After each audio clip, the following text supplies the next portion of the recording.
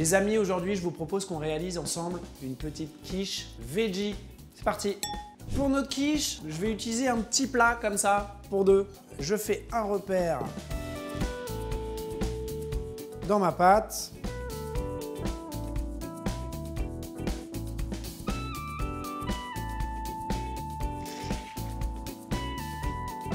Pour la pâte feuilletée, on l'a déjà fait en vidéo, vous pouvez la retrouver juste ici. Moi, je continue avec la pâte feuilletée que j'avais faite au préalable. L'engagement d'une pâte feuilletée, c'est beaucoup de travail. N'hésitez pas à aller l'acheter directement chez votre boulanger. Normalement, il devrait pouvoir vous en vendre un petit peu. Allez, une petite noisette de beurre dans le fond pour être sûr de ne pas avoir de mauvaise surprise à la sortie.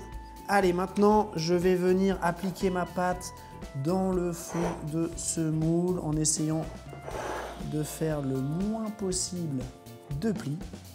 Là, on est sur une pâte. Et là, de l'intérieur vers l'extérieur, je vais enlever l'excédent. Hop, hop. Alors, ce qui est joli dans ce moule, c'est ce côté cannelé comme ça. Moi, j'adore.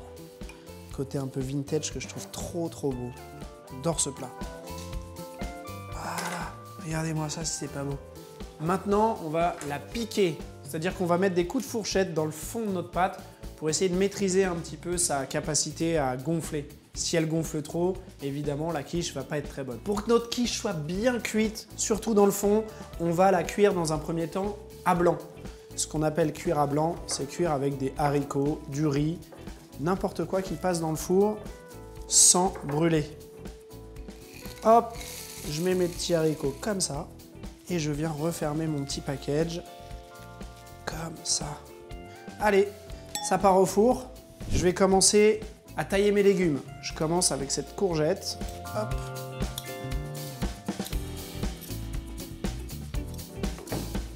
Tac. Voilà, couper en deux.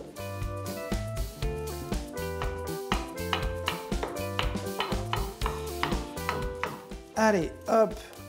C'est parti. Je balance. On va éplucher les carottes.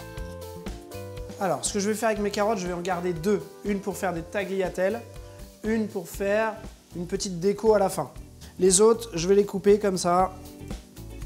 Je vais les émincer et on va les mettre avec les courgettes à la poêle.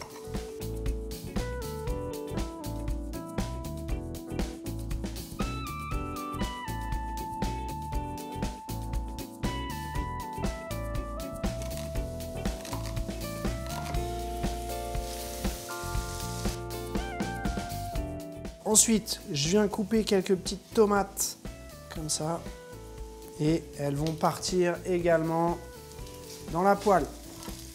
Un peu de sel et son copain le poivre.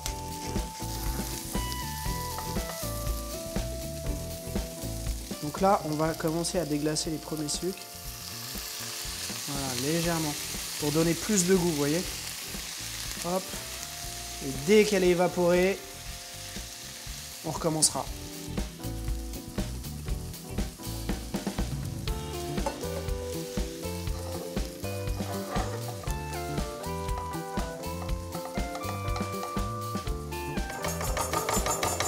Allez, hop! Voilà. Notre feuilletage, il a bien gonflé. C'est beau à voir. Voilà. Maintenant, on va s'intéresser à notre brocoli. On va venir découper les têtes, hop, comme ça. Voilà. Hop. On va les cuire à l'anglaise, c'est-à-dire qu'on va faire bouillir de l'eau dans laquelle je vais rajouter du gros sel. Et on va les cuire dans l'eau bouillante salée. Allez, ça part. Hop, je vais donc plonger mes brocolis dans l'eau bouillante salée. Quelques minutes.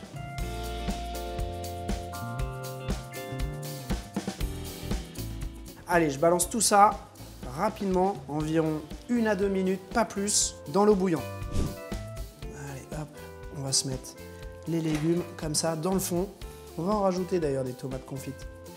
On va se mettre 2 petits bouquets de brocolis comme ça, là. Hop. Je vais rajouter entre des petites tomates confites comme ça, là. Maintenant, je vais faire mon appareil. Un peu de crème, un peu de lait. Je les mélange ensemble. Hop. On rajoute un œuf, comme ça, un peu de jaune, hop, Et on va assaisonner le tout. Un peu de muscade. Hop. Le sel. Et basta les amis, on a un appareil à quiche fait en 30 secondes qu'on va pouvoir verser.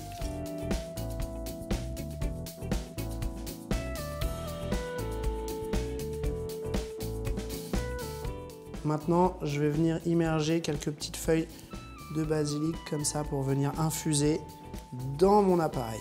Allez, ça part au four, 190 degrés. Pour les faire briller, on va mettre un petit coup d'huile d'olive. Les brocos, on va les faire briller aussi. Puis on va les planter comme ça dedans. Tac. On va venir déposer quelques bâtonnets de carottes. Vous vous rappelez, on a fait des petits bâtonnets de carottes tout à l'heure.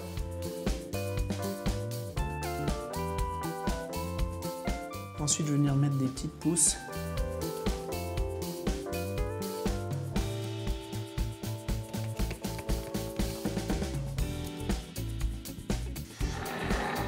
Voilà, notre quiche, elle est terminée. Elle est très légumière, elle est végétarienne et surtout très parfumée et goûteuse.